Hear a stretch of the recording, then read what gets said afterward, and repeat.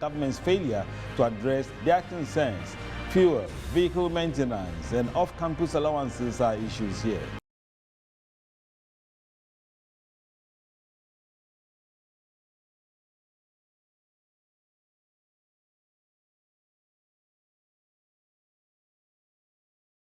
Ghana Medical Association threatens nationwide strike over new tax policy by the Ghana Revenue Authority.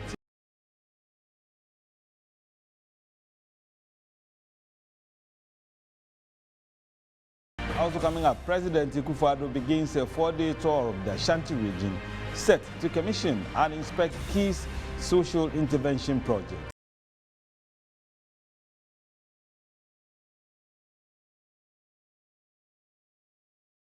And in sports, Accra Hearts of Oak beats Real Bamako 1-0 in Accra, but fails to qualify in the CAF Confederations Cup.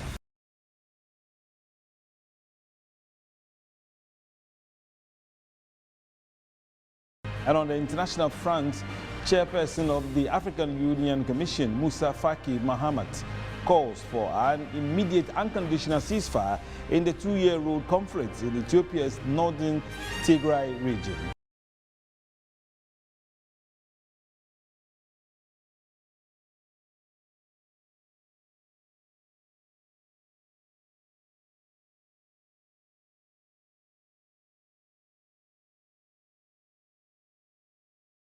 Hello and welcome. The news is also live on channel 277 on DSTV, and you can also get us on metrotvonline.com. Now, to begin our news tonight, the national leaders of 5 tertiary education unions have declared a nationwide indefinite strike effective Monday, 17th October. These unions are University Teachers Association of Ghana, UTAG, Senior Staff Association of Universities of Ghana, and Teachers and Educational Workers Union, TEWU, Federation of University Senior Staff Association of Ghana, FUSAG, and the Ghana Association of University Administrators. The strike follows what they describe as blatant unilateral variation of agreed conditions of service in the face of hostile economic conditions. In particular, the industrial actions relate to their concerns with fuel, vehicle maintenance, and off-campus allowances.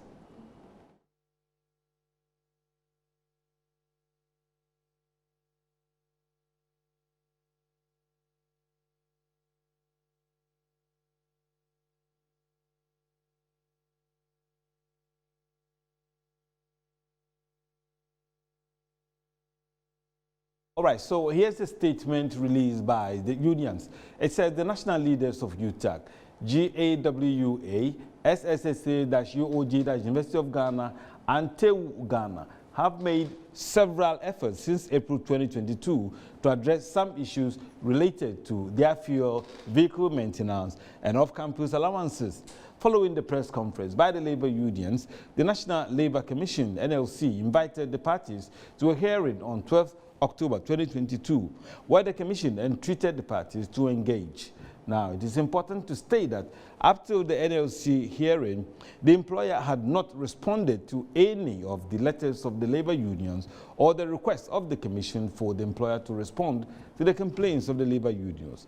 Now, per the directives of the Commission, as captured in its letter dated 13th October 2022, with reference number NLC/C42/2022/391C, the national leaders of UTAG, GAUA, SSA-University of Ghana, and the TEWU Ghana responded to an invitation for a meeting with our employer by the Fair Wages and Salaries Commission on 5 October at the Ministry of Education conference room.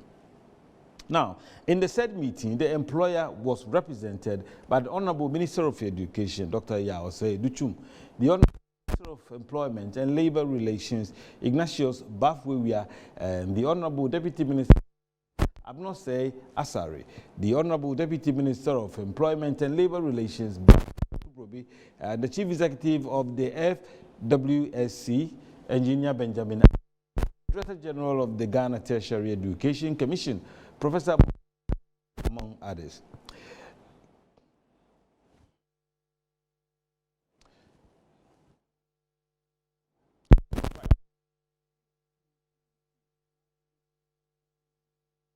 is to speak to Professor Solomon Nunu, who will be speaking to us on phone. So, Prof, if you were there, can you hear me? All right, so I'm sure we're working our lines to get online to be able to speak to him about the numerous issues that have been mentioned in their press release. Now let's move on to the other stories tonight. The Ghana Medical Association is threatening to declare nationwide strike also if the Ghana Revenue Authority does not rescind its decision to surcharge them as part of a new tax system being introduced. So the association said the GRA made its intention known in a letter it is yet to disclose. This is the first time the Ghana Revenue Authority is asking them to pay such taxes since 1958. So the group believes it is unfair to ask them to pay other taxes since all members already pay income taxes. The association president, Dr. Frank Sribo, described the action as an act of desperation on the part of the Ghana Revenue Authority to take monies from various groups. He has thus vowed that the association will shut down hospitals nationwide to protest against the new directive.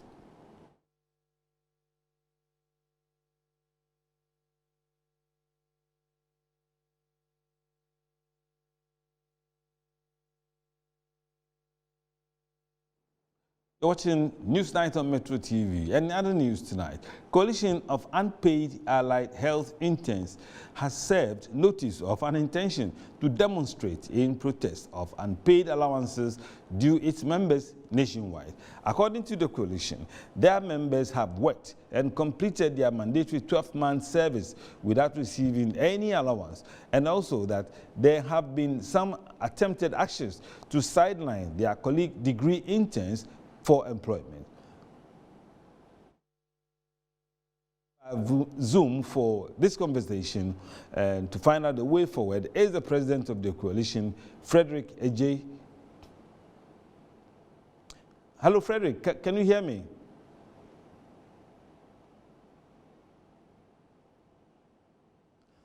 We're getting ready to speak to Frederick Ejay, who is the president of the coalition, to have a conversation on the way forward on the health interns decision to also go on strike. You're watching Newsnight. We will return shortly with some more stories. Do stay with us.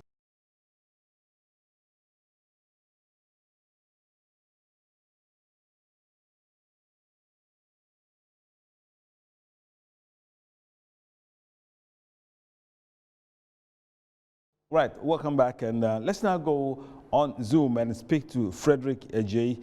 He is the president of the coalition of the health interns who are determined to go on strike because of difficulties and challenges they are facing due to unpaid service allowances. Hello, Frederick. It's been difficult getting you, but we are happy to have you now. Good evening, and thank you for joining us. Welcome. You're welcome. I'm very sorry for the technical challenges here. I'm very sorry. Right. So Frederick, educators, are they said allowances, remunerations enshrined in law? I mean, are they mandatory that your health interns should get them? They should be paid? Thank you very much.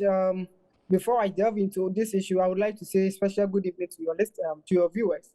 Yes, we say the allowances that you just mentioned about is, let's say, national service allowances that health interns supposed to get anytime that they are doing national services.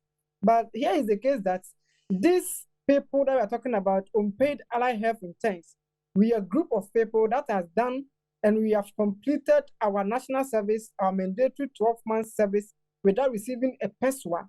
And we are under Ministry of Health category, according to the NSS charter.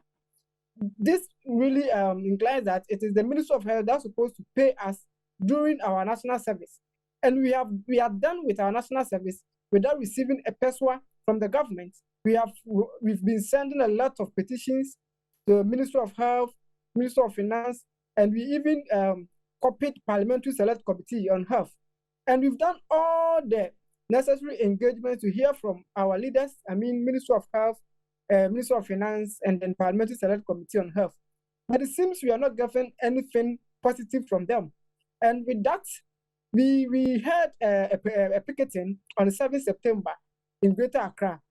And people from Ministry of Health and Ministry of Finance met us and they received our petition. Yes, they engaged us on 19th September again.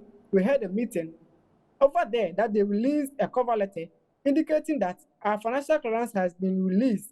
On that note, we're supposed to, the various stakeholders supposed to commence the process that will yield for us to have our allowances being paid. And since then, there's supposed to be a clearance list that would be released to the various human resource departments for them to process our documents. Then we get our allowances being paid. And as I'm speaking to you now, that particular list has not been released by the Ministry of Health. And on that note, we planned on going for a nationwide demonstration. And because we had a meeting at the Ministry of Health, and this particular letter that I'm talking about were released, we decided to halt our activities that was focusing on having demonstration. So we halted them. All right. But for now that we've been waiting for quite a long time, we're not hearing anything positive from them. We are going back to revive our actions of demonstration nationwide to show the government that indeed we are facing a lot of challenges and there are a lot of predicaments that we are going in now. And speaking on another issue, our colleagues that are mental health trainees, they were trained in the various Ministry of Health institutions, and during our national service, they are also under the Ministry of Health category. And that's Ministry of Health supposed to pay them for their service allowances. As I'm speaking to you now, we are done with the national service. And now that the Ministry of Health is saying that they are sending our people back to the NSS payment structure, which is not something that we are receiving a good apport, because we see that this is not fair. They are done with the national service, they are done with the internship, and they're supposed to be paid by the Ministry of Health, as it has been doing, as they have been doing for the previous years. So we don't know why this year they are saying that they are taking our colleagues from Ministry of Health category to the NSS category, meaning the subventive category. So we don't know why the ministry is doing that. Hello, so with that notice, just hold on a second. We have the PRO of the Ministry of Health, Isaac Ofeba, also online. Let me put the question to him. Hello, Isaac. Thank you for joining us on Newsnight. Thank you very much, and good evening to all your cherished viewers. All right. So when will the interns be paid? They would soon be paid because we've received a clearance from the Ministry of Finance. If we could all remember, about 2-3 weeks ago, they had a demonstration, and it spoke about the number of items or issues raised in their petition. Some of them are the nursing training allowances. Some of them are this intense payment and all that. Now, what we are facing now is that the Ministry of Health, after coalition of all the names from the various institutions, forward the list to Ministry of Finance. And so Ministry of Finance, upon clearance, will now mandate the Ministry of Health to prepare for them to be paid. We received that letter from the Ministry of Finance with regards to the interns. And even as at the time that they were having the demonstration, that part payment of the nursing trainees allowances had been paid. And so all that we want to say is that it is true that they have faced some challenges. It is true that there are some challenges that is going on now. All that we want to say is that they should exercise some patience for us, because we've now received the clearance and we are working on it. Right. As a ministry, we are working on it, and hopefully they will be paid. Okay, so how soon? When is your soon? That they will be paid soon? When exactly is that? I spoke to the director, human resource, and from all indications, we are supposed to submit the list to controller. then controller will now release the monies into their various accounts. That had already been done. And so we hope that by the end of this month, that clearance should be taken care of. So by the end of October, they will get their money. That is what we hope for. Okay, because so we got the clearance from Ministry of Finance, and then we are supposed to do the coalition of the list so that we can feed them with them. Let me quickly bring our mind to something. Recently, we issued a press statement indicating that we had received clearance for 556 doctors, and by the time that the portal had closed, about 100 doctors refused to take their postings to the various districts. So at the end of the day, you send the list, and then you will come back with a backlog of other nurses that we are not taking care of them. So when the list come, we depend on their mother institutions, their mother organizations, the Nursing and Midwifery Council, the Ghana Medical and Dental Association, the Nursing Health Training Institutions, and all that. We depend on them before we'll be able to put an accurate data for clearance and payment to be done. And so we are pleading with them. In as much as we admit the challenges, Ministry of Health have done everything humanly possible to make sure that we eradicate or we take care of all these outstanding balances and allowances that has been in the system. Okay, so let me find out from Frederick J. Frederick, you are back. We lost you momentarily. But what Isaac is saying is that by the end of the month of October, you will get paid. Is that assuring enough? Please, in fact, for that particular message, to me, I would like to say I'm not happy about it because we've been hearing it, and it's quite long overdue that they've been saying this particular message. They've been giving this particular information that we should wait. They always plead with us to calm down. But please imagine working for 12 good months without receiving a penny, a peso. It is very, very hectic. We are passing through a lot. We are suffering. So with what he's saying, yes, if it happens, it's going to be something like surprise to me because I don't really believe what he's saying because they've been saying it. I don't really believe it. So okay, that's so what I would say. hello, Isaac. They are finding it difficult to accept your proposal that at the end of October they will get their money. So what else can you say? Your final words to the students. Yeah, what I would say is that I even spoke to the leader this evening and asked them that we want to meet them at the ministry tomorrow, and he says that they will not be available. So he proposed that Tuesday we should meet them. And I believe that by the time we finish with the meeting with them, all the assurance and all that it takes to make sure that these issues are resolved will be taken care of. All that I want to tell them is that the ministry is aware of the challenges that they are facing, and the ministry is doing everything humanly possible to make sure that all these challenges are taken care of. We've received the clearance from the Ministry of Finance. The Ministry of Finance now requested that we come out with a number of the list of qualified interns that are supposed to be paid. We've gathered all those documents. Now we are supposed to submit it to controller, which we did. So we are waiting for the response from them. Some of the issues cannot be lying on the shoulders of the Ministry of Health. Some of them goes to Ministry of Finance. Ministry of Finance now clear before we would be able to pay. And so it's rather unfortunate as most of the time it comes to Ministry of Health, Ministry of Health. But all that we want to assure them is that we are concerned about their issues. We are concerned about their issues. And that is why tirelessly we are working to make sure that things work out better for them. The minister is not sleeping on this. The chief director is not sleeping on this. The deputy ministers, in fact, everybody concerned in this issue sit down sometimes in the night to make sure that these things are taken care of. So we plead that we dialogue, we negotiate, and we look at the way forward for a better future for all of them. Thank you, Isaac. Frederick, what are your last words? Are you now convinced? Thank you very much for your time. I'm the one that he called me this evening. In fact, after speaking with you, he called me, and to me, we are still on our toes until we see that our monies are in our accounts. We are not going to relent because they've been giving this particular information for quite a long time. In fact, it is not easy. We are suffering. We are really suffering. They should be in our shoes. We are really suffering. So we are not going to relent until we see that, in fact, we are having our monies in our account. So, Okay. in fact, I'm the one that he called this evening. And on Tuesday, I'm going to avail myself to meet him on Tuesday. Okay, thank you, Frederick.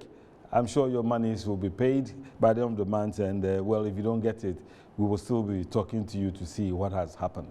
Frederick there from the Coalition of Interns. You're watching Newsnight on Metro TV. Let's continue the rest of the stories. President Nana Addo Dankwa Akufo-Addo has called the bluff of a section of Ghanaians who accuse him of not bringing about any infrastructure development in the Ashanti region. According to him, his government has constructed 32 new hospitals at separate locations, as well as 300-kilometer roads across the region. He made this known when he paid a courtesy call on Asantehen Otumfuo Osei II to begin a 4-day tour of the region.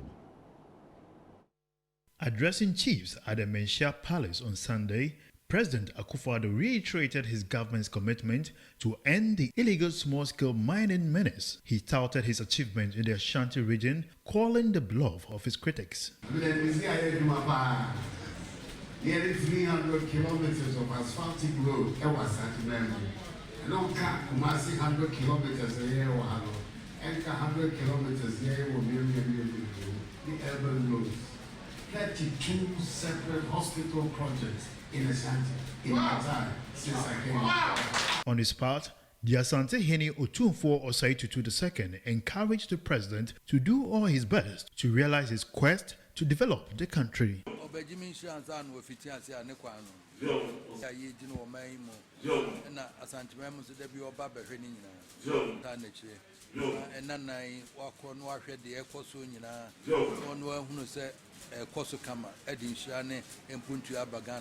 President Akufo-Addo also paid a courtesy call on the Asante Hima Nana Konadu Yadom III. He was accompanied by Trade and Industry Minister Alan Kojo Chirimanten, Agric Minister Owusu Efriye Akoto, Energy Minister Matthew Opoku Prempeh, Roads and Highway Minister Kwesi Amoakwata, and some party functionaries including the General Secretary of the MPP, Justin Kodia, and organizer Nana Boache. Right, the President of the Republic, Nana Addo Dankwa Akufo-Addo, has been assured that the $330 million Boankra Integrated Logistics Terminal Project, popularly referred to as the Boankra Inland Port Project, which has been on the drawing board for some 18 years, will be completed by the first quarter of 2024. The concessionaire, Ashanti Port Services Limited, a joint venture of Fum Quality Limited of Ghana and DSS Associates of the Republic of Korea, made this known on Sunday, 16th October, when President Akufo-Addo visited the site of the construction.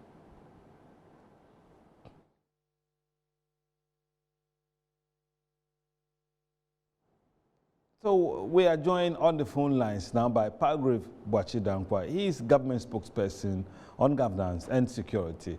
Palgrave, good to have you on Newsnight. Very good evening to you, and it's always a joy to talk to my beloved country people from Kumasi in Metro TV. Right, so what were the highlights of the president's visit to the construction site today? So today, history has been made again. I'm talking to you now from Kumasi, Asante region. The president came to the Boankra Inland Port to make a visitation on progress of work that has been ongoing for the past 9 to 10 weeks from the Asante Port Services Limited. And primarily, the president went through the entire site, got to see the concessionaire, Mr. Isaac Efum, met with the rest of the board members for APSL, the chairman and the financial controller, Harrison Timabwaje. And then also they were assured, President was assured of the fact that the entire project, which is going to cost the private sector and the concessionaire APSL close to about $330 million will be completed in the first quarter of 2024. And the president was particularly excited about that as well, and asked questions as to what the challenges were as the project is ongoing, and had various conversations to be able to state that there were no major challenges, but to complement the fact that as work is ongoing, the inspiration that we get from the railway would also come into bear. So, Palgrave, what exactly is happening now? Because this is a project that has been on the board for 18 years. So give us a clear picture of what is happening now. What is happening now, as you are showing to the Ghanaian people, is that the land has been cleared, it's been filled. There's ongoing work now by the constructor who has been employed by APSL to ensure that work is ongoing. 800 kilometer has been already done, and they're still filling and filling and filling. So the terminal for APSL in terms of the Boankra Inland Port is being constructed as we speak today, and work is ongoing 24 hours a day, 7 days in a week. And I've been here since Friday. I mean, as I speak to you, I'm still on the land of Kumasi, just seeing how the work is ongoing. The president was particularly very, very excited. And I mean, in the midst of all the highlights of the president's tour in the Asante region, this particularly would be one of the president's highlights, especially for today and then the rest of the week. Right, so how important is this project to the nation and to the business of the nation in the sub-region? And so in the sub-region, you are aware that Ghana is very blessed to be a seaport country. And so one of the significance of the Boankra Inland Port is to ensure that we connect to Burkina Faso, Mali, and Niger, and the other landlocked countries to be able to ensure that they are able to access goods and services. And you are aware as well of our African Free Trade Continental Area. And so this primarily comes to augment the already ongoing work. And there's a lot of work that is ongoing within the sub-region, and Boankra becomes an epicenter. And economically as well, you are aware of the viability of the Boankra Inland Project and how it's going to rake in a lot of financial resources as part of our already ongoing ports and harbor that we have within the country. So, Pagros, before you go, what else would the president be doing during his tour of the Ashanti region?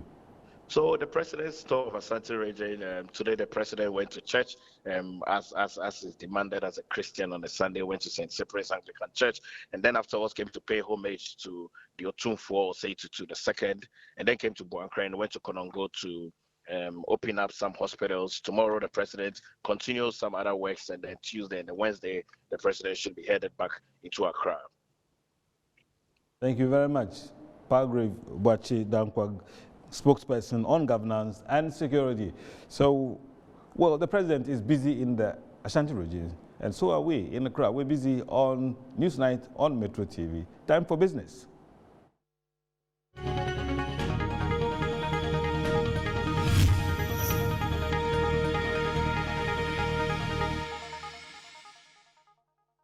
And now for the business news. And the Importers and Exporters Association of Ghana have thrown its weight behind the planned closure of shops by members of the Ghana Union of Traders Association, GUTA, come Wednesday, the 19th of October 2022.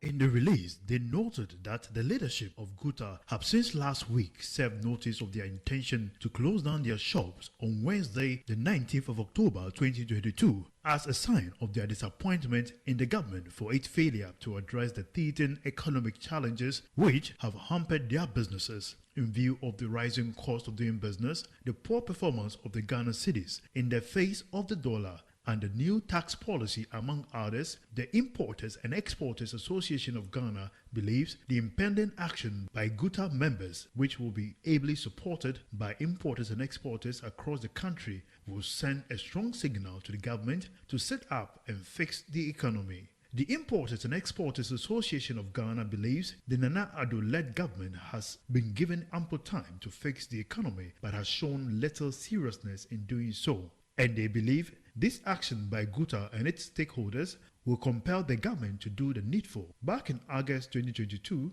the Ghana Union of Traders Association called off its planned shop closure after a meeting with the Council of State. In other business news, the Ghana Revenue Authority has clamped down on some companies, institutions and shops evading tax under the electronic VAT system.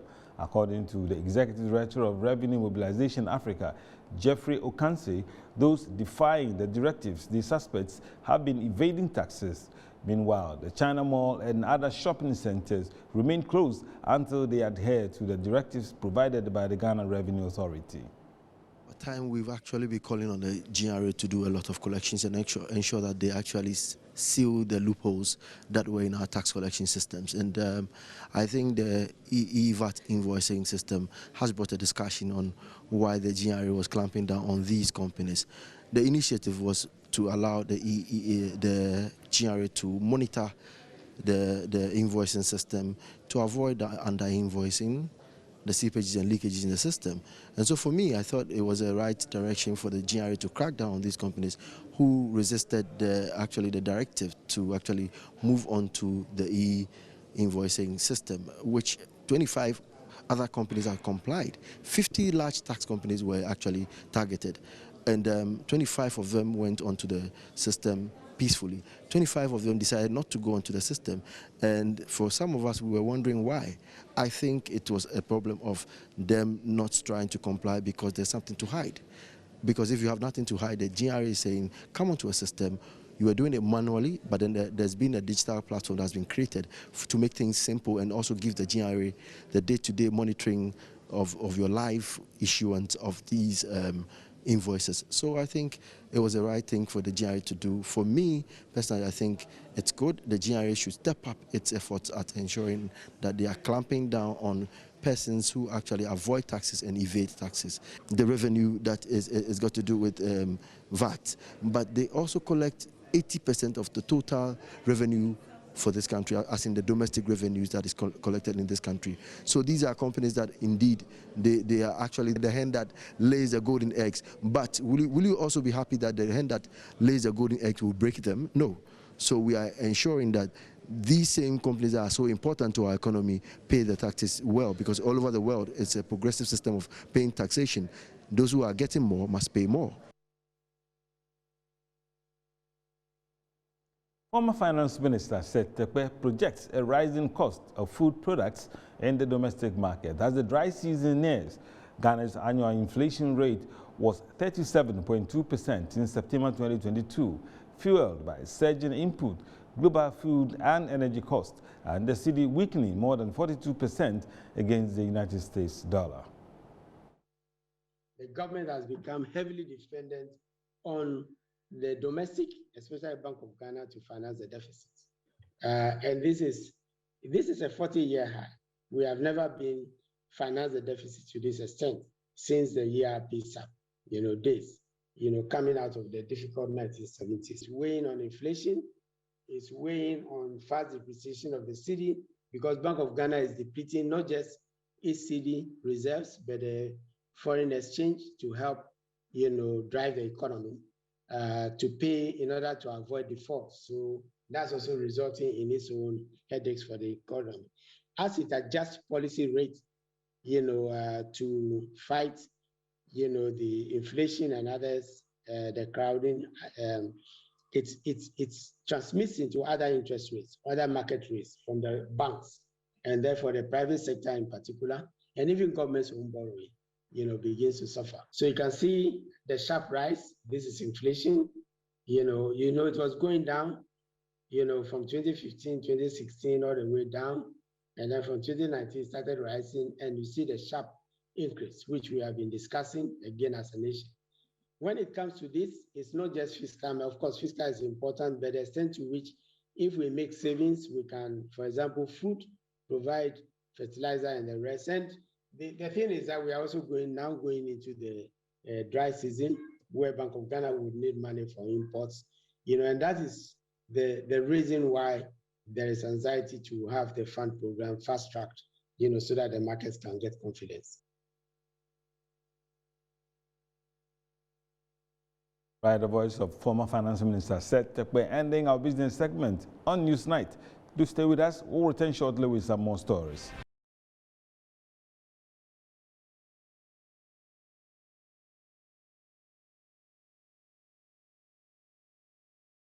Because the national leaders of 5 tertiary education unions have declared a nationwide indefinite strike effective Monday, 17th October. These unions are University Teachers Association of Ghana, Senior Staff Association of University of Ghana, Teachers and Educational Workers Union, Federation of University Senior Staff Association of Ghana, and the Ghana Association of University Administrators. So the strike follows what they describe as blatant unilateral variation of agreed conditions of service in the face of hostile economic conditions. In particular, the industrial actions relates to their concerns with fuel, vehicle maintenance, and also off-campus allowances. So as we did indicate at the beginning of the news, we were going to speak to Professor Solomon Nunu, whom we have right now on the phone line. Prof, good evening, and many thanks for your time on Newsnight. Good evening, and thank you very much for having me. Right, Prof, so you expressed your intention to start a strike on the 13th of October 2022. That is, if your concerns were not addressed. That strike did not happen. So we don't know what exactly has prompted this action now. Okay, so the 13th of October strike was postponed because we needed to give room for our engagement with the Labour Commission. If you recall, Labour Commission invited us to mediate the case. That was on the 12th of October. So we had a meeting with government employers on the 14th. That was last Friday, to discuss issues that are pertinent to us. At the end of the deliberations, it's like there was a stalemate. Nothing concrete was put together. So that is what we came back to report to our members, and the members unanimously asked that if this is the case, then that's the only thing they would go for. So this is the situation now, and that is why the need for the strike action. Yeah, Prof, you gave conditions that if those ones were not met, you were going to go on strike. So we understood you to mean that you were going to have discussions with the other associations. So what exactly has been happening? Okay, so basically the issues in contention have to do with our fuel allowance and then our off-campus allowance. These two allowances are tied to the per liter rate of fuel, which government changes periodically. So in our case, it's supposed to be done every 6 months, and the recent one was done where it's been adjusted for the liter of petrol, which is 10.99 Ghana cedis. I believe you may be aware that this evening, for instance, total in particular fuel is going for as high as 13 point something and 15.99 for diesel. So prices of fuel have gone up.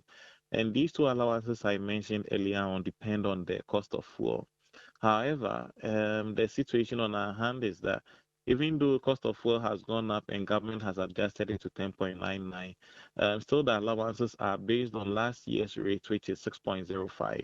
So that is what we've tried our best to get government to adjust. Unfortunately, it has not been so, and that is what has caused this impasse to take place. So, Doc, tell me, would this engagement with government and with union continue, especially the labor union? Would it continue during the strike, or you're just going to sit there and not talk to them until they come back to you? As labor, we are always open to discussions, open to negotiations. But this particular matter, on the side of labor, we believe this is not an issue of negotiation. It's more about implementation. So it's the implementation that we want to know from the side of government, what the challenges are and what they are doing to get them rectified. So that is basically the case. We have a meeting with the Labour Commission on the Wednesday. Hopefully, we'll be there to attend that meeting. It's unfortunate that we are all in this situation, but we live to see what will happen on Wednesday. So how long do you intend to go on strike?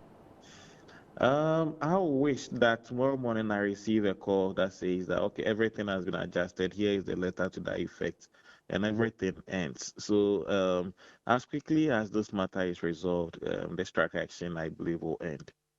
Right, Prof, we wish you well. That's President of UTAG, Professor Solomon Nunu, right there speaking to us on Newsnight. Another news tonight. Eyes are the mirror of the soul, the main feature of the face that allows you to connect with your surroundings and to help you remain mentally sharp. However, little Abdul Rahman Tego does not have the luxury of seeing with both eyes, as one of them has been badly affected by cancer. His parents are therefore appealing to the general public to support them raise funds to save the other eye of their child from being infected with cancer. There's more in the following report by my colleague, Rosemary Ayimba.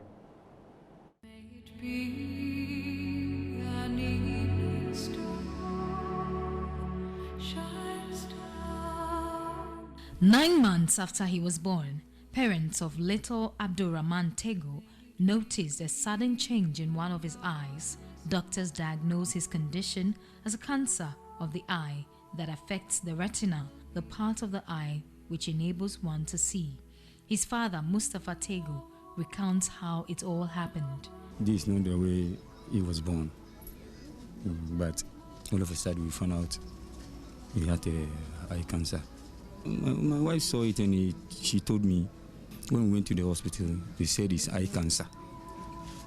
It's eye cancer, but the eye cancer, where it has developed from the right, and it has already spoiled the right hand side. So it left with the left one, which they have to save. So that is what we are looking at now, for the left one to be saved. But the whole thing is, it was on the medication. But for now, where it has gotten to, it involves a lot of money, which I can afford. His mother, Grace Butler, who had to quit her job in order to cater for her son, said the medication sometimes makes him weak. And when we go to the hospital, sometimes the chemo that he received, the medicine is too hard for him. So when anytime you receive the medicine, now I am the doctors say the medicine doesn't cure the cancer, but instead manages it. I had to stop work to dedicate more time to treat my son's illness.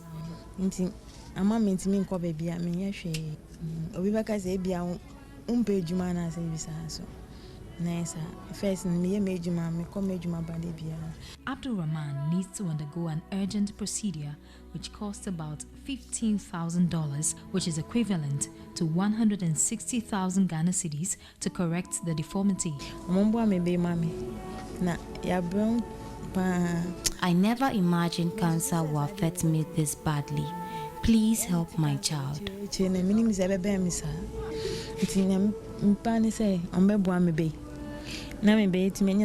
Because someone and Tama, that's Unia, I'm say, a best saying a banity. Parents of the 2-year-old are appealing to individuals, government, and non-governmental organizations for financial support. I'm appealing to all Ghanaians that what is going on now on my boy is very serious to me, and I'm saying, the doctors are saying, when they do it early, it will be better than wasting time on it. Because I don't have the money, still I've not done it. That is why I'm here today appealing to you, that you come out and help. Anyone who is touched to support little Abdul can donate through mobile money wallet 055 34 34 050.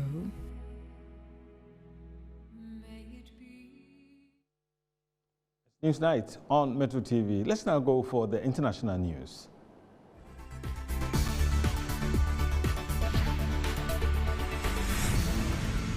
The chairperson for the African Union Commission, Moussa Faki Mahamat, has called for an immediate unconditional ceasefire in the 2-year-old conflict in Ethiopia's northern Tigray region. The chairperson is therefore urging the parties to recommit to dialogue as per the agreement.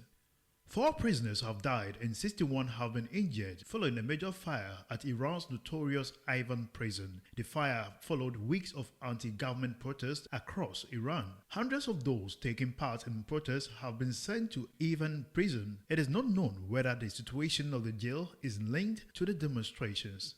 Gunmen have killed 11 people in an attack at the Russian military training ground on Saturday. During a firearms training session, 2 men opened fire on a group who had volunteered to fight in Ukraine. The attackers were from a former Soviet republic, the Russian Defense Ministry said, but did not give further details. They were also shot dead during the incident in the Belgorod region of Russia, which borders Ukraine. A further 15 people were wounded. That's all for Newsnight. on Metro TV. You can get more news on www.metrotvonline.com. I'm Isa Moni. Thanks for watching. Have a good night.